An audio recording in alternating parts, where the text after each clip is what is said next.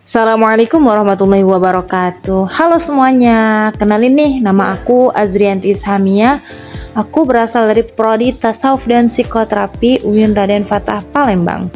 Hari ini aku bakal sharing tentang cara menulis pendahuluan dan metode penelitian dalam artikel ilmiah. Dua bagian ini tuh ibarat pondasi rumah, teman-teman. Kalau pondasinya kuat, bangunan penelitian kita juga kokoh. Jadi, yuk kita bahas step by step ya. Pendahuluan itu penting banget teman-teman, karena dia yang ngasih first impression ke pembaca. Di sini kita nunjukin konteks, celah penelitian, dan kenapa topik ini penting banget untuk diteliti. Kalau pendahuluannya lemah, ibaratnya kayak bikin rumah tapi tanpa pintu dan nggak ada yang mau masuk, ya kan? Strukturnya simple. Pertama ada latar belakang yang menunjukkan kenapa topik ini penting. Yang kedua ada rumusan masalah. Apa pertanyaan yang mau dijawab? Yang ketiga, ada tujuan yang menunjukkan mau ngapain nih penelitian ini. Dan yang terakhir, manfaat.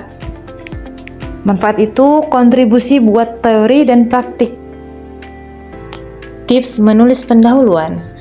Tipsnya gampang, mulai dari isu besar, terus kerucut ke masalah spesifik, dan sertakan data-data terbaru biar terlihat update.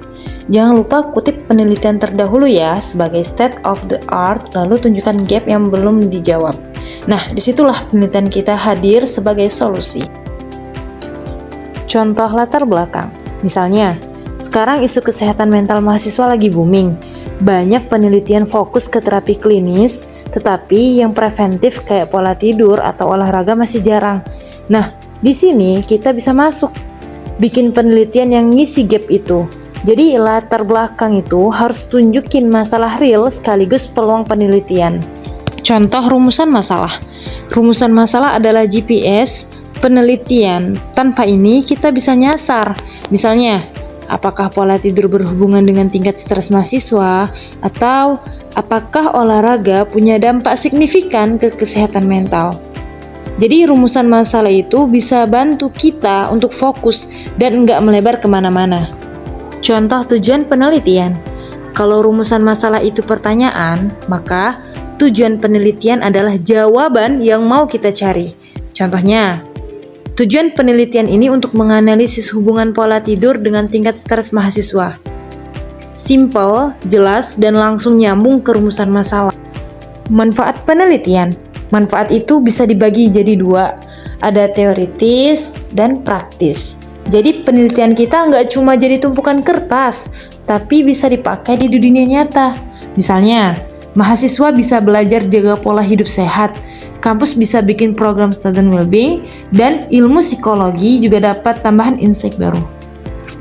Metode itu jalan penelitian, mau pakai jalan tol kuantitatif atau kualitatif, yang penting jelas arahnya. Kalau metode kita nggak jelas, hasil penelitian juga bakal diragukan. Jadi, metode itu bukan formalitas, tapi kunci validitas.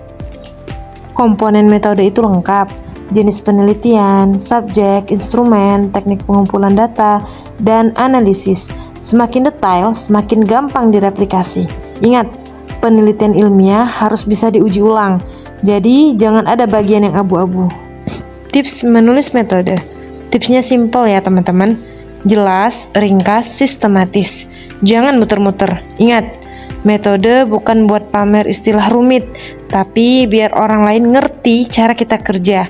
Kalau jelas, penelitian kita jadi terpercaya. Contoh metode kualitatif. Kalau kualitatif biasanya pakai wawancara atau observasi. Misalnya, kita wawancara 10 mahasiswa aktif organisasi buat tahu pola stres mereka. Analisisnya pakai analisis tematik. Di sini kita fokus pada makna dan cerita, bukan angka.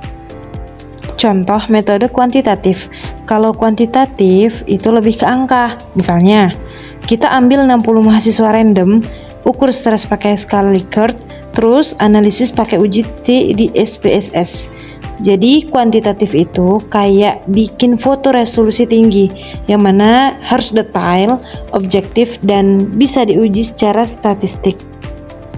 Kesimpulannya, pendahuluan itu alasan kenapa penelitian ini penting.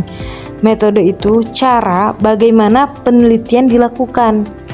Kalau dua-duanya kuat, artikel kita bukan cuma layak terbit, tapi juga bernilai tinggi. Jadi, ayo kita biasakan nulis ilmiah dengan gaya yang rapi, kritis, tapi tetap relevan. Yaudah, itu aja ya. Aku tutup dengan wassalamualaikum warahmatullahi wabarakatuh.